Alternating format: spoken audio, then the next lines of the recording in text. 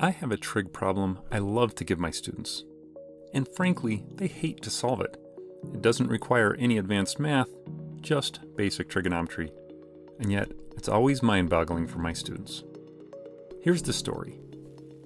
This is an x-ray of my son Nathan when he was about 4 months old. Why did he need an x-ray? Because of this. Yep, he swallowed a nail.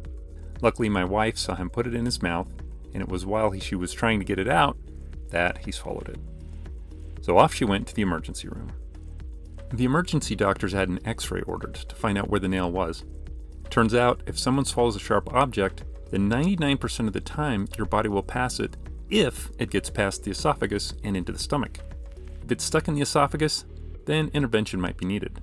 Luckily, the nail showed up in the stomach, so we were on nail alert every time we changed a diaper for the next few days. Not really the kind of treasure hunt you get excited about. But I was surprised that the doctors didn't make a big deal about the length of the nail. In this image, you can't easily tell how long the nail was. But certainly, if it's too long, they may have done some intervention. So how long is that nail? That is the question I give to my students. Even though this is a two-dimensional image of a three-dimensional object, there's enough information in the x-ray that we can find out how long the nail is. This is a perfect situation to apply trigonometry. Trigonometry is the math of objects at angles. If we lived in a world where all lines or segments were parallel or perpendicular to all other lines and segments, then it would simplify geometry immensely, and maybe we wouldn't need trigonometry. But in our world, objects are often interacting with other objects at non-right angles, and we need a way to handle those situations. Some examples are forces, or energy, shadows or projections. Projections actually deal with what we see and are important in computer animations and spinning objects, which go through all possible angles. Trigonometry helps us in these angled situations by breaking up the angled object into pieces that are parallel or perpendicular to another object, which is back to the easy situation. We use right triangles to take an angled object, the hypotenuse, and think about its horizontal and vertical components.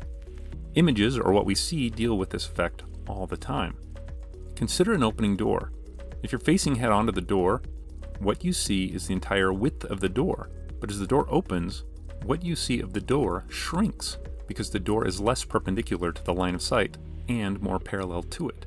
In fact, if we define the closed door is at angle 0 and the open door is at 90 degrees, the percent of the doorway that's covered is modeled by the cosine function.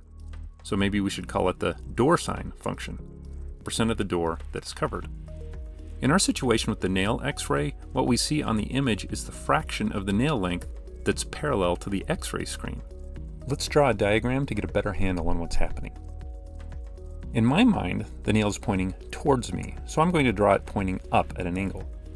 This length, which we will call L, the length of the nail, is what we want to know, but what I could measure on the x-ray is this distance. Later, we will need to adjust our measurement based on this circle, which tells us how far 2 centimeters is, so we keep it to the actual scale. If we knew this angle, solving this problem would be easy. It would be a straightforward trigonometry exercise using the length of the red segment that we could get from the x-ray and solving for L with the cosine of that angle.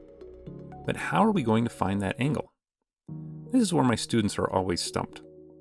Well, the key for us is the circular head of the nail. If this was a nail without a head or something like a needle, this would be much more difficult. Think about it.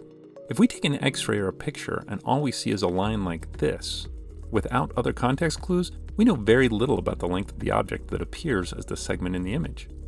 At the minimum, it could be parallel to the screen or camera, so we're seeing the entire length. But it could be a mile or kilometers long, just at a very shallow angle so it appears small in the projection. Here are 2 lengths from a picture. The one on the right looks longer, but when you see what these represent in the picture, we know that in reality the one that appears shorter, the length down the middle of the road, is much longer. It's just at a very shallow angle relative to the camera, so it gets projected into the image as a small segment. So how does the circular head help us? Because there's always a segment in the image of a projected circle that represents the diameter of the circle. No matter how a coin spins in the air or is rotated, there's always a diameter segment that maintains its relative length in the projection. A circle gets projected down as an ellipse. The length along the major axis of the ellipse is the diameter of the original circle. For the image of a spinning coin, we can find the angle it is rotated by looking at the major and minor axes. The major axis represents the true diameter, but the minor axis is the projection of another diameter of the same length. In terms of our projection triangle, we know both the hypotenuse length and the projected length, which is this side of the triangle. We can use the arc cosine function now to find the angle. Arc cosine, or inverse cosine, of the ratio of adjacent side divided by the hypotenuse gives the angle of rotation. We can now do the same thing with the head of the nail. Measuring on the paper, the major axis is here and is about 6 millimeters long.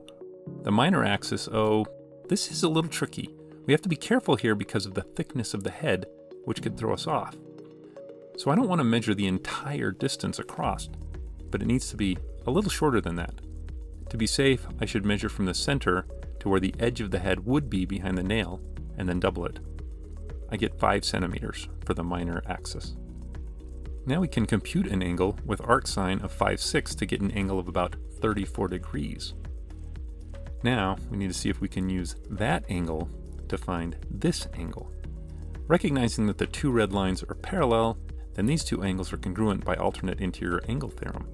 Assuming my son didn't gum the head so hard that it bent the head, then this angle should be about 90 degrees, so the angle we want is 56 degrees. Now we can finally find the length of the nail. I measured the length of the nail as 16 centimeters on the X-ray, which is this red length. Now the cosine of 56 degrees is the same as 16 divided by L, because those are the adjacent side and hypotenuse. Solving for L gets a value of about 29 millimeters. Now the X-ray isn't to scale, so we can adjust using this circle. The diameter represents 2 centimeters, but it measures 1.7 centimeters on the paper.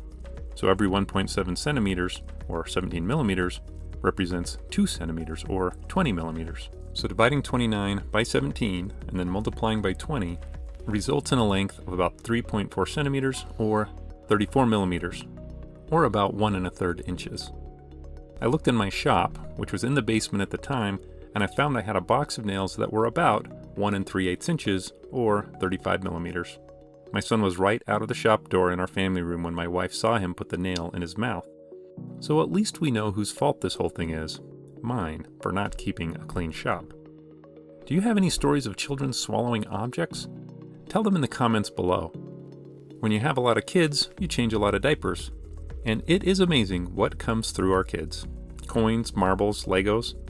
Yep, every once in a while, there's a surprise waiting for you. The funniest thing I saw was a Lego head that was positioned just the right way so that it looked like a Lego version of Han Solo in carbonite. Seriously though, please work on keeping small objects and choking hazards away from kids. In the US, about 35 kids a day are taken to emergency rooms because they're choking on objects, and many die of asphyxiation. The worst case we had was when my daughter was a teenager and began choking on some food.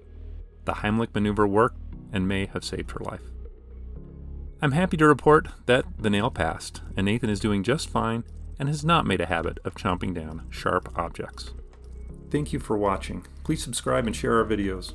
Be sure to follow Math the World on Twitter, Instagram, and Facebook. Thank you so much for your support.